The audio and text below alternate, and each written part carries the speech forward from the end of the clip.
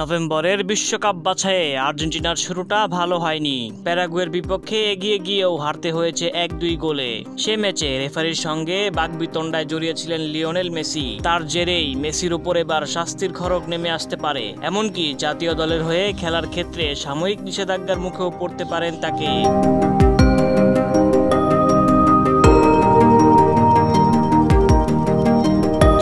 প্যারাগুয়ের বিপক্ষে বিশ্বকাপ বাছাইয়ের ম্যাচে প্রথমার্ধে ফাউলের জন্য হলুদ কার্ড দেখেন প্যারাগুয়ের ডিফেন্ডার ওমল আলদেরেতে। প্রথম ফাউলের মিনিট 4 মাথায় তার ফাউলের শিকার হন মেসি।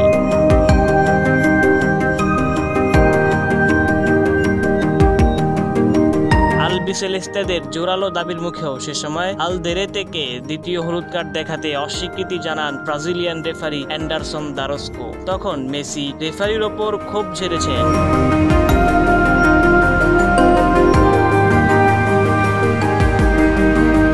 ব্রাজিলিয়ান রেফারিকে কি বলেছিলেন সেটা তৎক্ষণাৎ জানা না গেলেও এবার সে ঘটনার বিস্তারিত জানিয়েছে এবিএস স্পোর্টস। মেসি সেই সময় রেফারিকে বলেছিলেন, তুমি একজন কাপুরুষ, আমি তোমাকে পছন্দ করি না।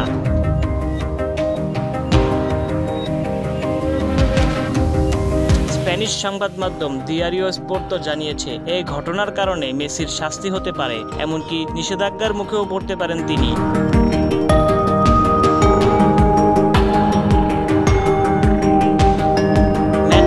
সংবাদ সম্মেলনে রেফারিকে কাঠগড়ায় তুলেছিলেন আর্জেন্টিনার কোচ লিওনেল স্কালোনি। তিনি বলেছিলেন, আমি অনেক কিছুই বলতে পারি, কিন্তু সেসব অর্থহীন ও অজুহাত মনে হবে, তাই এসব না বলাই ভালো। মাঠে কি ঘটেছে আমরা সবাই দেখেছি।